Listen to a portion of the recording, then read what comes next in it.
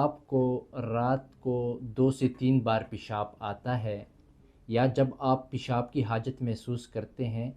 تو wash room جاتے ہوئے پیشاب نکل جاتا ہے، یعنی یورینری ارجنسی جسے ہم کہتے ہیں،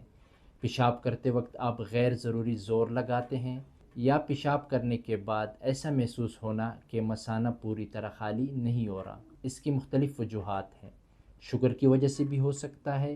غدود یعنی پراسٹیٹ جو کہ ہر مرد کے اندر ایک گلینڈ ہوتا ہے وہ 50-55 سال کے بعد بڑھنا شروع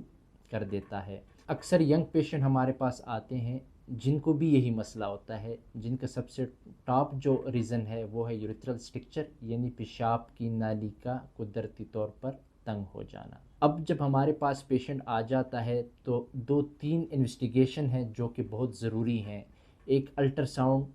KUB گردے مثانے کا جو ہم الٹرا ساؤنڈ کرتے ہیں،